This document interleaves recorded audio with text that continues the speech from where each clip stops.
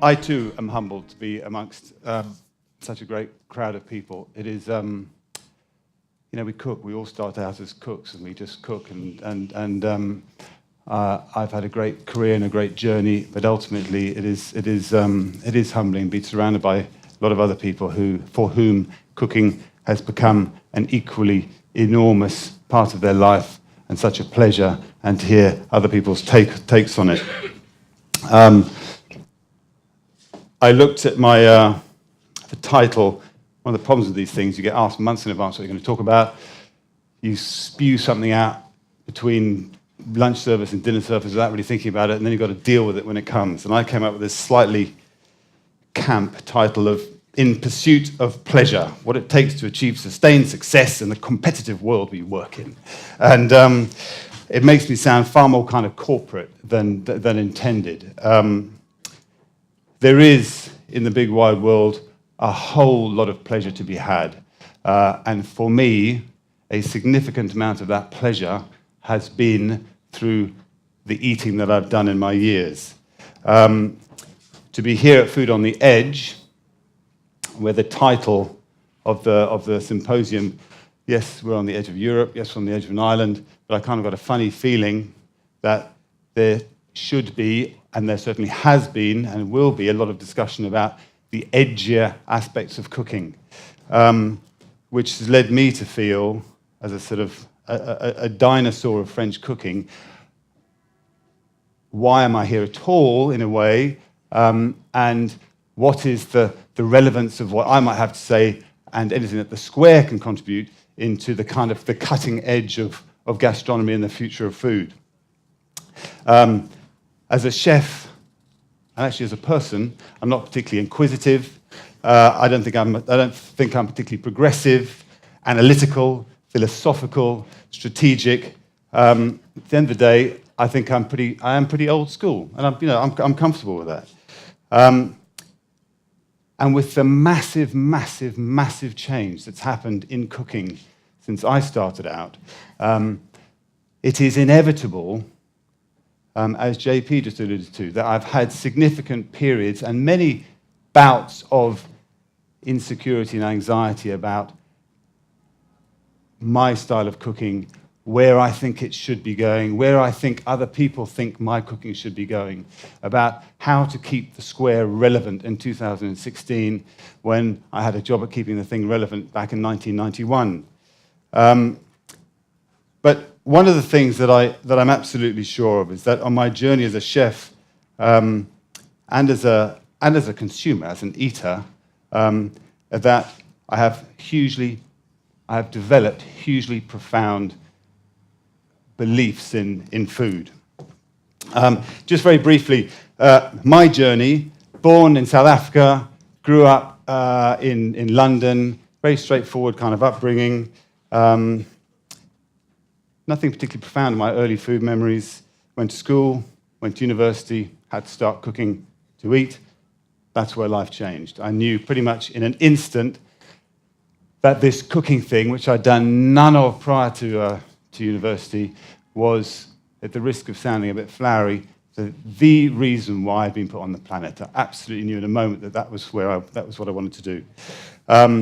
So then my career, I then went to kind of test out this newfound thing. Do I want to do it as a profession or as a hobby, just to try and crystallize that? I went to work for a short season in France. I went traveling for a year, worked in a restaurant in Australia, just next door to next speaker's place of work. I then came back, worked for the Roux Brothers for a year, went to eat at Harvey's one night. That kind of switched the light on, went to work to Harvey's for a while. Like everybody else that went to work at Harvey's, it lasted until I got sacked. I then went and worked at Bibendum, and then a bizarre, weird little twist of the tale that I won't bore you with. I went back to Harvey's and then opened the Square, initially as an employee and then became a partner. Those three relatively short spells of work were all massively important for me in sort of where my cooking has since gone. Where I am now, I have my primary purpose in life for the last quarter of a century appears to have been the Square. It is where I give 95% of all my professional energy to the Square, but I have partnered in 3 other restaurants that also, I think, display what I'm going to bang on about in a minute, which is sort of my style of cooking.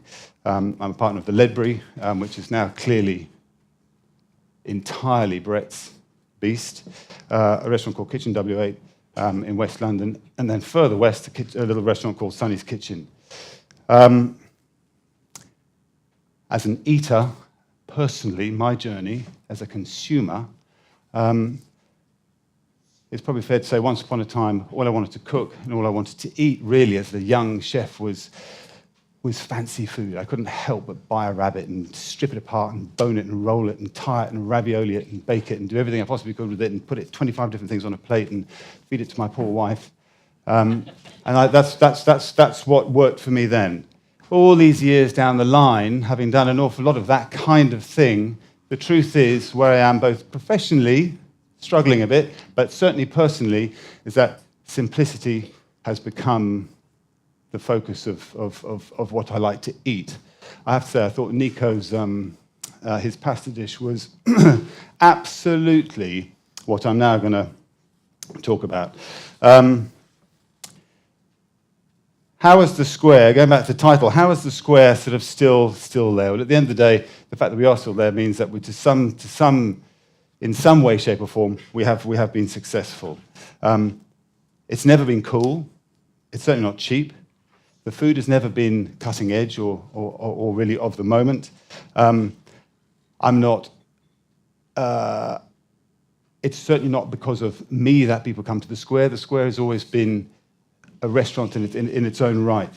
I feel absolutely that the USP of the Square in terms of food is that we've always served food that delivers bucket loads of pleasure. And it's that word that is going to be the sort of backbone of what I've got to say. Pleasure is a feeling of happy satisfaction and enjoyment. And in my eating around in recent years, I think there's a certain amount of pleasure has been lost in a lot of the food that has been cooked. And I think that's a great shame. We find pleasure in all sorts of things. We're not talking about fancy food, expensive food, anything. It is an all-inclusive thing. It can be, as Nathan alluded to earlier, in a slab of turbot.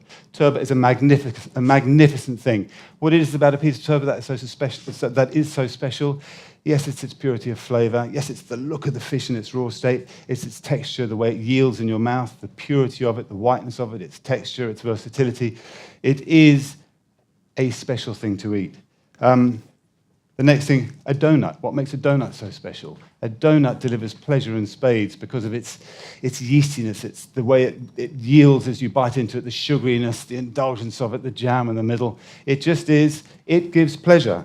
Chocolate bar, a slutty burger I've got here. Why is it that so many professional people cook a certain kind of food, yet when we walk out of our restaurants, actually what we all head to are these kind of things? And that doesn't mean that I should be cooking a slutty burger at the Square, but it means that surely I must recognize what is it in a donut, in a piece of turbot, in a burger, in a bar of chocolate, in a langoustine, in a white truffle, in a takeaway curry, in a bowl of cornflakes with full-fat milk. What is it in these things that gives them the capacity to give pleasure? Which is just delivered simply when you have wonderful flavor served in conjunction with wonderful sensation. It is a multi-sensory thing. The palate, the stomach, and the soul, most importantly, must be pleased and nourished in equal measure. It is, for me, without a doubt, the single most important thing about cooking. Of course, I recognize there are all sorts of other factors that come into play. I do also love going to restaurants where you are stimulated in other ways. But they should surely be over and above pleasure. Just quickly, the delivery of pleasure through harmony of flavor. I have been cooking for 30 years. In the most part, it's French cooking. I've eaten out an awful lot in that time. I absolutely believe to my core that harmony of flavor is the single most important contributing factor to the delivery of pleasure. And harmony of flavor, it appears to me, has been questioned by the modern sort of uber chef. What was yielded, for example, in French cooking over generations and generations and generations, hundreds of years of French people cooking because they had to eat, because they love food and because they're greedy. They tried duck with everything, and they tried seps with everything. But actually what was yielded out of the bottom of all that distillation process of cooking were the classical flavors that a lot of chefs now have decided to not necessarily ignore, but ignore, for want of a better word. I'm not saying that new things can't be looked at. Of course they can. And without genuine innovators, of which they are in this trade, dinosaurs like me wouldn't progress at all. But it is acknowledging that those classical, harmonious flavor pairings they exist for a reason. To understand what it is in any given ingredient or dish that gives it its capacity to please, which I touched on. We all know what it's like. We are all, one of the very few things that we're all qualified to do completely is judge food. I know nothing about, logos, building design, car design, painting, whatever it might be. I know what pleases my eye, but I eat 3 times a day, give or take, and have done for 50 years, as you lot have done, and we are all qualified to acknowledge what gives us pleasure. It's recognizing in an ingredient, in a dish, what is about this thing. What was it about that pasta dish that we saw up there earlier that, for me, certainly I'm speaking, I could feel myself drooling as that last bit of starchy, liquory glaze was napped over the top of that pasta, on the assumption that it was seasoned correctly. You knew you absolutely knew that mouthful was just a mind blower. That was just without question, and that's special to me. I just think it's so important. The third thing here is the conception of a dish and a menu in full must be driven by the stomach, which I also think is very important. Based on the 2 preceding points, I have always sat in a little dark place to when it comes to writing new menus and think about new dishes, and let my stomach do the talking, because it's my stomach where I feel the pleasure. And yes, of course, my brain has to engage to a certain extent, otherwise it's not going to work. But the lead player should be my stomach, with my brain playing a part rather than the other way around. I personally feel that over cerebrally conceived food doesn't deliver the same pleasure that food that has been conceived where the stomach is playing the leading role. And the fourth point here is refinement. The Square is ultimately, what kind of a restaurant is it? It's a posh restaurant. It's a fine dining restaurant. It is appropriate that, and we do certainly refine food. But it's so important to recognize that the process of refinement has the capacity to strip away the very heart and soul that the dish that perhaps you were first thinking about in the first place had. In savory food, it's not so difficult, but it is a very important point to recognize that taking whatever it might be, stripping it back to its component parts, looking at what can be done to polish it up and refine it to make it appropriate for a fine dining meal is something that it's highly appropriate to do. Acknowledging at what point in that refinement do you need to stop, where you've delivered, you've cut the brunoise of vegetable, which gives great mouthfeel.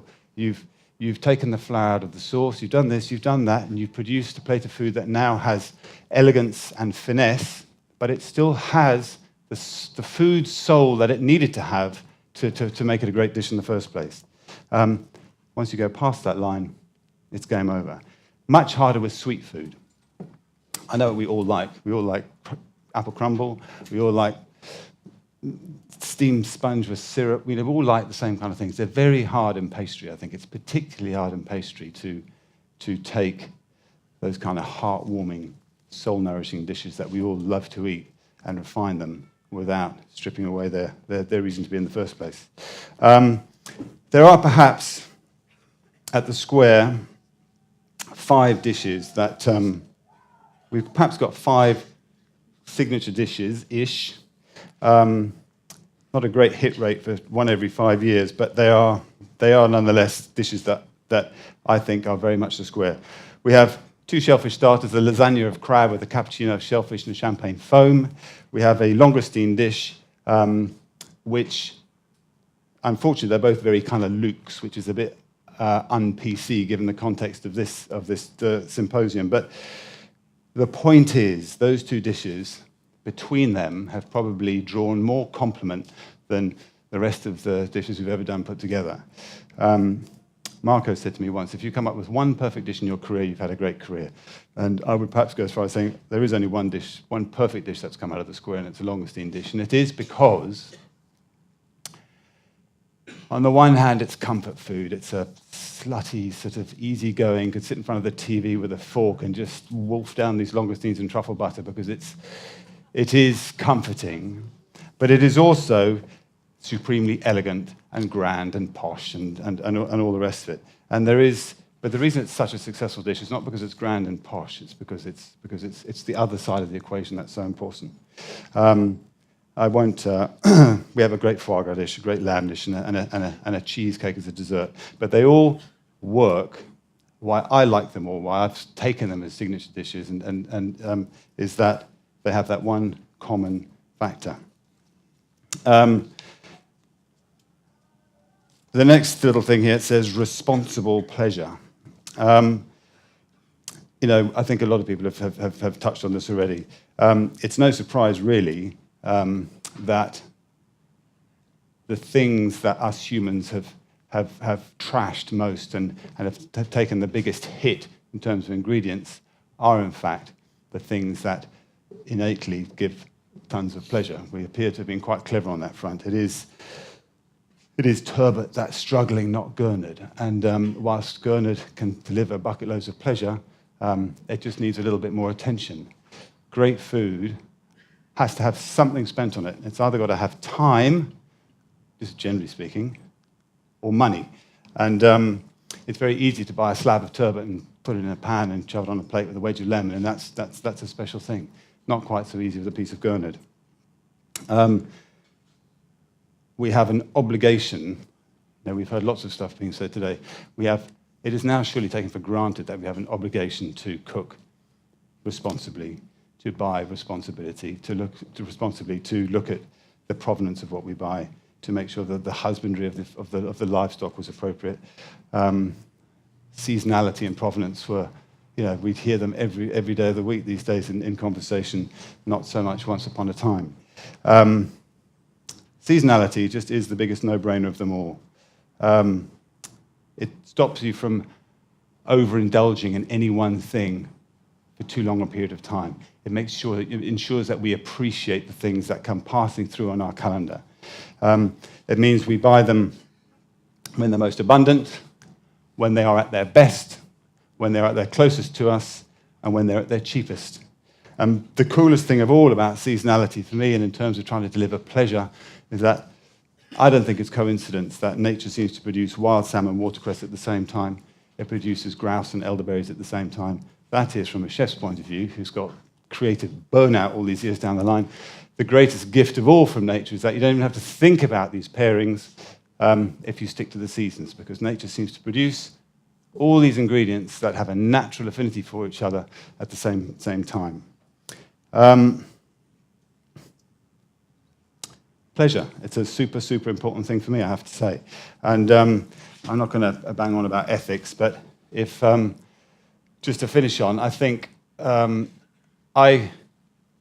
based in Gold Leaf, Mayfair, as Alan would put it, in London, I have a conscience about the precious little world that I work in, the fantastic life that I lead, to be fiddling around at the pinnacle of cooking with langoustines and white truffle and all these beautiful things. I have a conscience about the lack that goes on out in the rest of the world, the number of people on this planet that are fundamentally hungry.